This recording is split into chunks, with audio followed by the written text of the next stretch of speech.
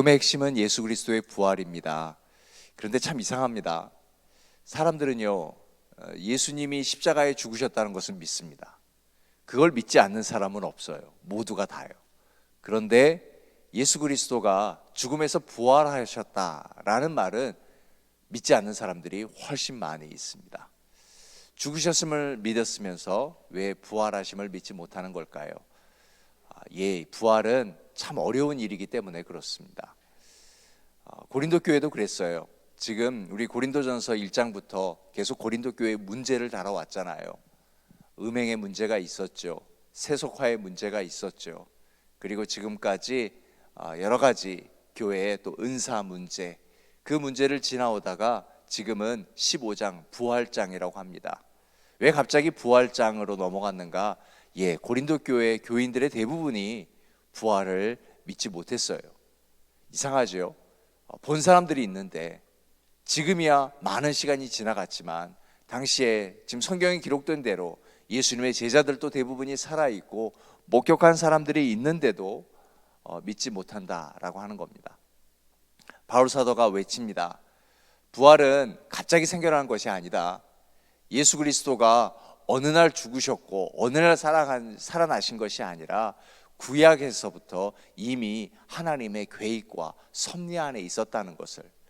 그래서 우리가 구약 성경을 열면 수많은 선지자를 통하여서 예수 그리스도가 예언돼 있고 십자가의 죽으심 그리고 부활하심, 그 모든 예언대로 메시지대로 이렇게 왔지 않느냐. 그런데 왜 믿지 못하고 있느냐라고 하는 겁니다. 바로 그것은 이것 때문에 그렇습니다.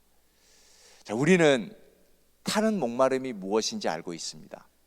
물을 마시지 못하는 갈증이 아니라 말씀에 대한 갈급함이요. 우리에게는 그런 게 있잖아요.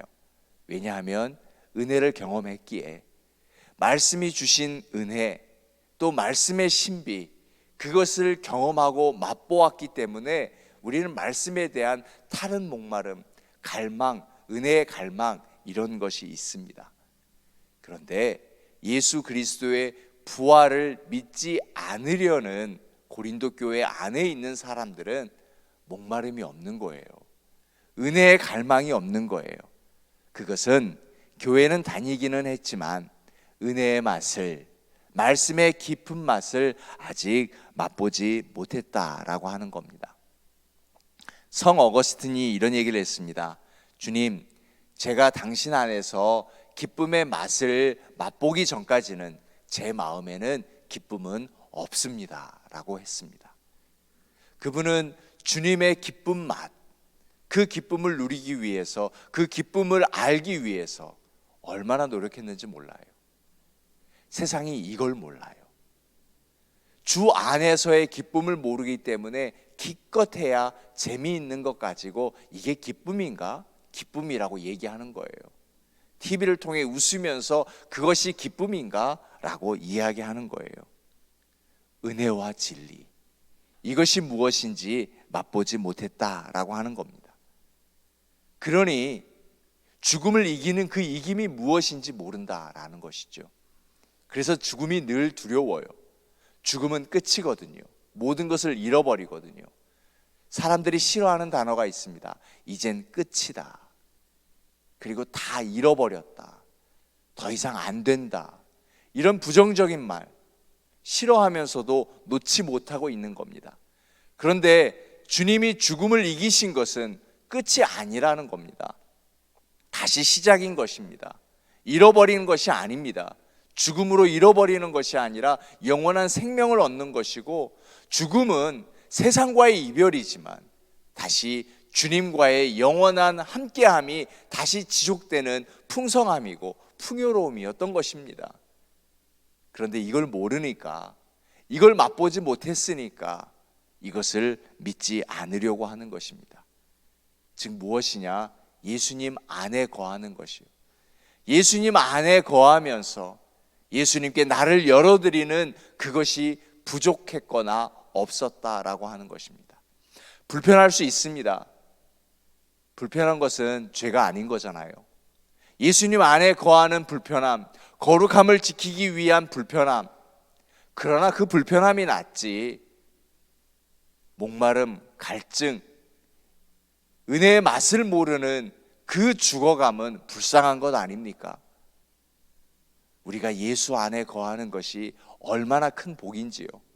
그래서 부활을 믿을 수 있다는 것이 어찌나 큰 축복인지요. 사랑하는 여러분, 부활이 의심되지 아니하고 예수 그리스도가 부활하셨다는 것을 믿을 수 있는 것이 큰 복임을 아실 수 있기를 바랍니다.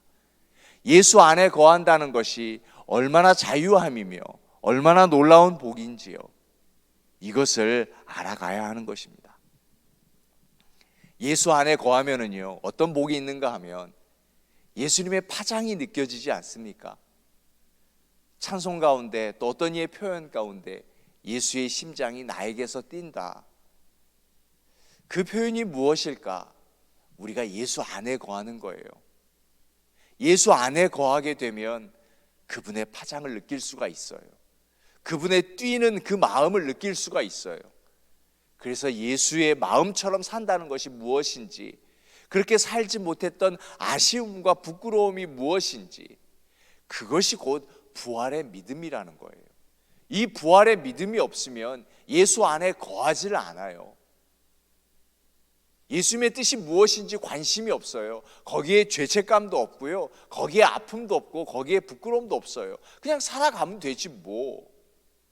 그러나 우리에게는 부활신앙이 있기 때문에 예수님과 함께한 것이 무엇인지, 얼마나 소중한 것인지 알기 때문에요.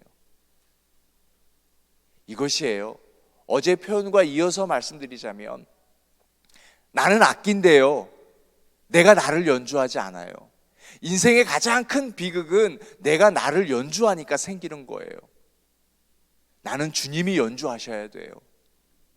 비싼 악기도 아니에요. 기가 막힌 악기도 아니에요. 그저 평범한 악기예요.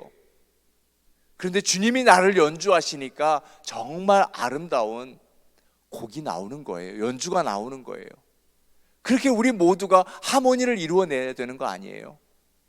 나는 좋은 악기야, 그런 거 없어요. 부활신앙이라고 하는 것은 이미 나는 죽은 존재예요. 나는 쓸모없는 버려진 악기란 말이죠. 그런데 우리 주님이 나를 선택하셨어요. 나를 닦으셨어요. 그리고 나를 부시는 거예요. 나를 연주하시는 거예요.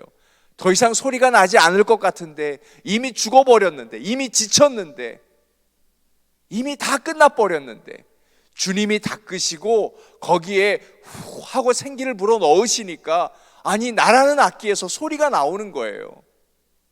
그런데 내가 다시 소리를 내네? 그리고 내가 다시 연주를 한단 말이죠. 이게 부활을 믿지 못하는 신앙이에요. 나는 주님이 연주해 주셔야 소리가 나는 거예요. 우리 한미교회는 주님이 연주해 주시는 교회가 되어야 하는 거예요. 우리 가정은 주님이 연주해 주셔야 되는 거예요. 내 자녀요, 내 것인 것 같잖아요. 내가 연주해야 돼요. 그렇기 때문에 이 학교 가야 되고, 이렇게 공부해야 되고, 넌 이렇게 살아야 돼. 왜 내가 연주해야 돼요? 내 자녀라고?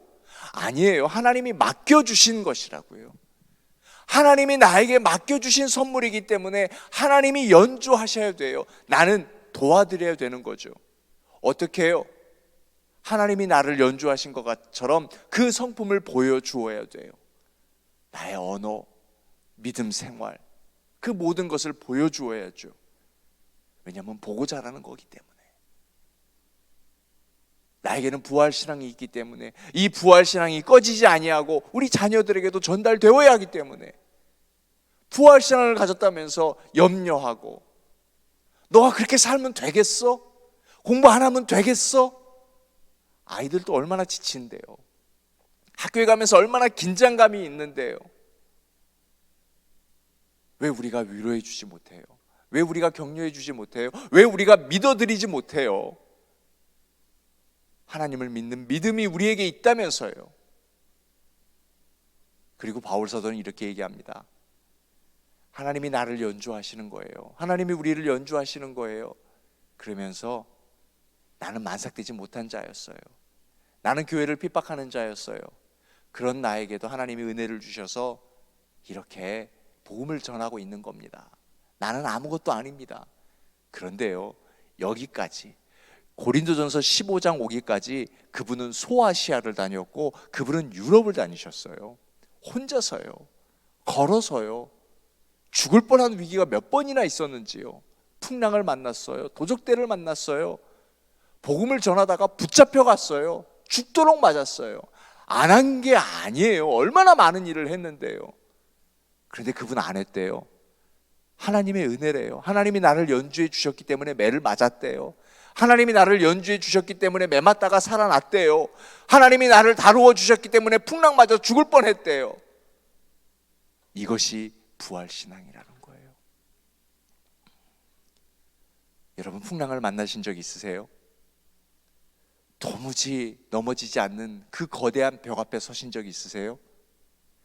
바울의 부활신앙은요, 그것도 하나님의 은혜래요.